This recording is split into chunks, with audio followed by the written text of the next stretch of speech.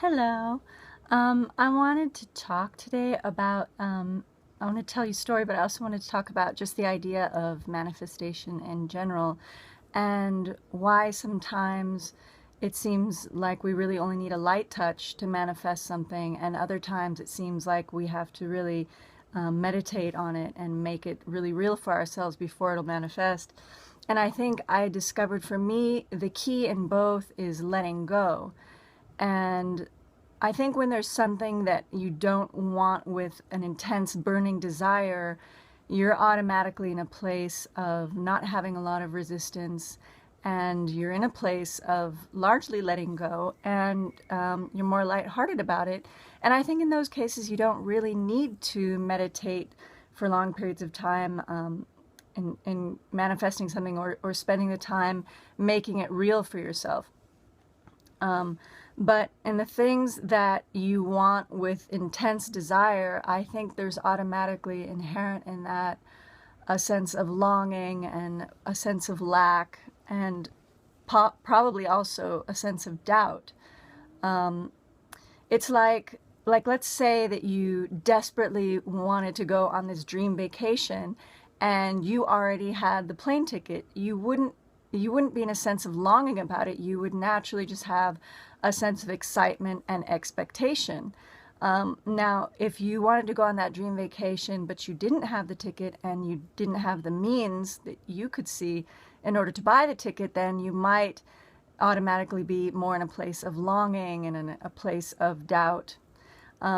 So that's kind of the lack mentality. So I think that's what happens when there's something we really want, whether it's a relationship or whatever it could be. We're kind of more noticing the lack of it instead of feeling the excitement or natural expectation that we would when we know that something's a reality. So I think that's why when there's something we really, really want, it's completely worth it to spend quality time investing in those feel it real sessions where you're living in the end of the desire. You're living as if it's already been fulfilled, and you're creating that reality for yourself, because once you move into that reality, you automatically move into letting go, because you just sort of begin to expect it. As it takes on the hues of reality, you start to move into expectation and excitement. And so then it manifests quickly. And then, like I said, the other things that you're not super intense about, I don't think you really need to meditate like that on it. You kind of can just have an attitude of, like, once in a while saying, oh, wouldn't it be nice? Wouldn't it be lovely? Or what would that feel like to have this happen? Or who am I now that I have this? Or now that I experience this in the world? I actually manifested my car that way because I actually don't know anything about cars, and I really don't care about cars. Unless it's like a classic car or something like that, I almost can't really tell the difference between cars nowadays. To illustrate, I actually used to drive a black Nissan Altima, and I would routinely try to get into other people's cars if it was the same shape and color as mine. I just could not tell them apart. They just had no character for me for whatever weird reason. But so I would always drive these kind of beat up cars, or just hand-me-down cars, whatever would take me from A to B. But one day my mom was like, Vanessa, I think it's time for us to manifest our dream car. And I was like, really? All right. She said, what would be your dream car? And I thought, oh, maybe like an old Wagoneer or one of those old Land Cruisers. I like those old, like, Discoveries or the old Defenders. And so every time that we were out driving, she would see one, she'd be like, oh, there's your car, there's your car. So it became a fun game for us. And I would do the same for her, oh, there's your car. And so it sort of started to seep in, and whenever I was out driving by myself, I would kind of just imagine what it would feel like to be seeing everything from that high up perspective that you get when you're in those type of cars, and to just sort of smell the leather seats, and just kind of to feel that lighthearted, bubbly feeling, that joy of like, oh, how cool to have this car. But it wasn't, again, like I said, an intense burning desire or anything. And then 2 months later, a friend of mine, he's actually my acupuncturist and my homeopathic doctor, as well as our family friend, he came into town. And normally I don't see him for I see him maybe once a month, because he lives about an hour away. And every time I see him, he's driving a Kia because that's what he uses to drive all over the States for his clients, to see his clients. But so this time he came into town and he was driving an old white Land Cruiser. And we went out to dinner to go have ice cream. And I was like, this is not your car. What are you doing with this car? You normally drive a Kia. And he's like, well, I have 3 cars and I only drive the Kia when I'm, on business because it saves so much gas. And he goes, this is one of my other cars. And I was like, God, that's so cool. I had no idea. So we're driving and I'm just sort of falling in love with the car. And I keep telling him, no, seriously, this is my dream car. And he was laughing. And then by the end of the night, my mom sort of half jokingly told him, you should sell it to her. And he was like, do you want the car? I'll sell it to you if you really want it.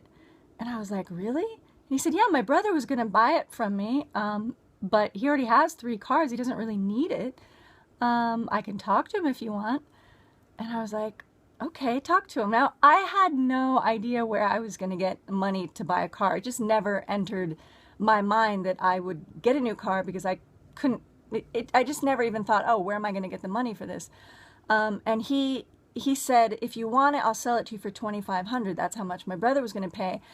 And the Kelley Blue Book, like the lowest price for this car is $5,000. It normally goes for much more than that, like twice as much. So it was a humongous deal, but I still had no idea where I was going to get the money. But I was like, yeah, ask your brother. So that night after he dropped us off, I was kind of just thinking about it. I thought, that would be really fun to have that kind of car, to actually have a car for the first time that I really like, that I really think is, an attractive car, that's fun to drive, that has a sense of character. So the next morning I called him. I was like, I actually am serious. Yeah, if you talk to your brother, let me know what he says. So a couple days later, he called and he's like, all right, the car's yours if you want it. I was like, cool. I just have to figure out how I'm going to pay for it. Because neither me nor my mom, we don't have credit cards. We pay with everything, just our debit card or cash. And she had a credit card, but it had my brother's student loans on there. So it just never entered our mind that, we could use a credit card. But he said, call your bank, maybe they'll offer you a new card with really low interest. And so my mom and I were like, all right, what have we got to lose? So we called and they said, well, we can put the application through and let's see if you qualify. And if you do, then you can have 15 months with no interest.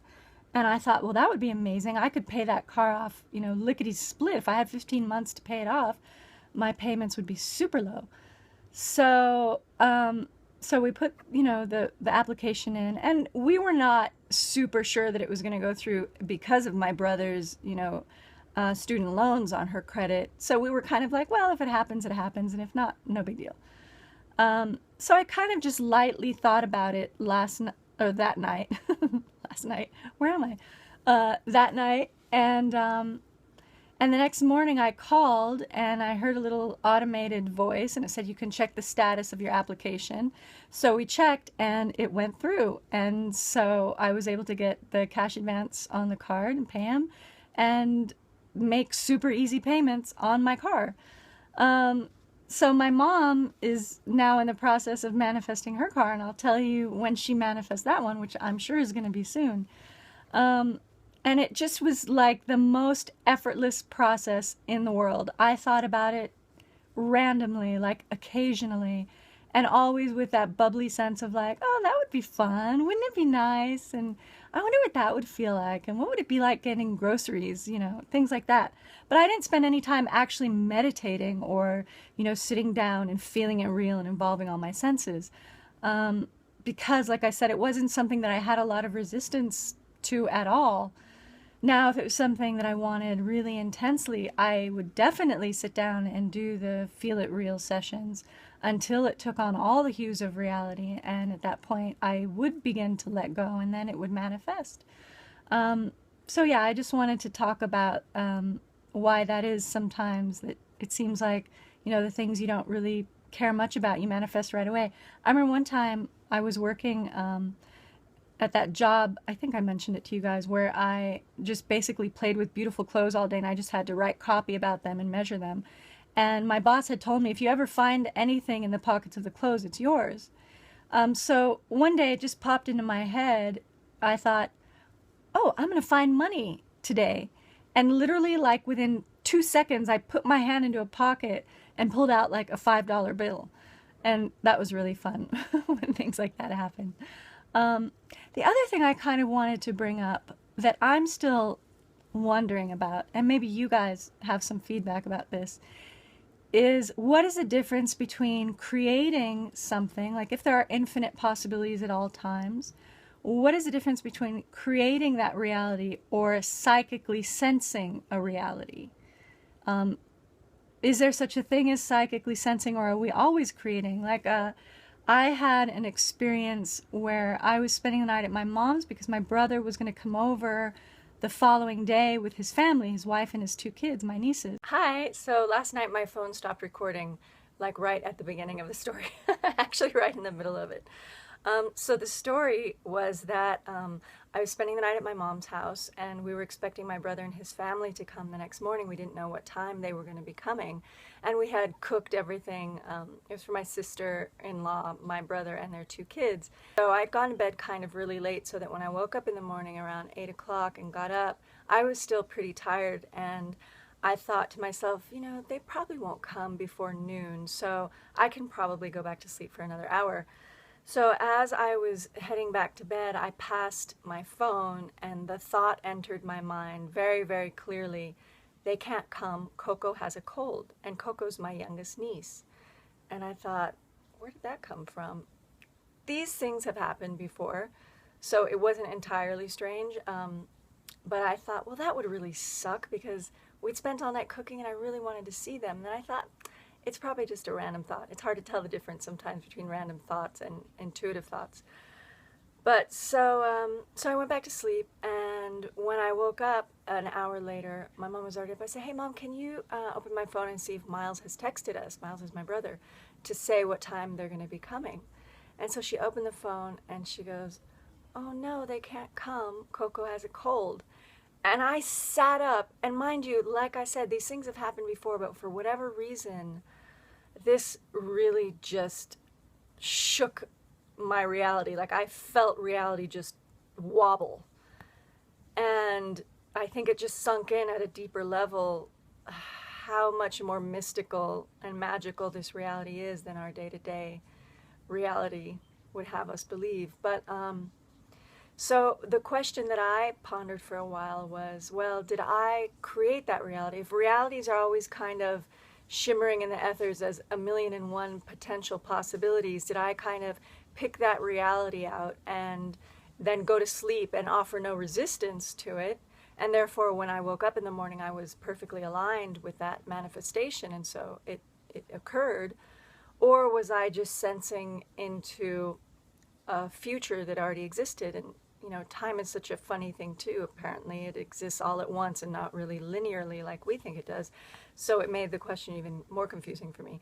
But ultimately, I don't think it really matters.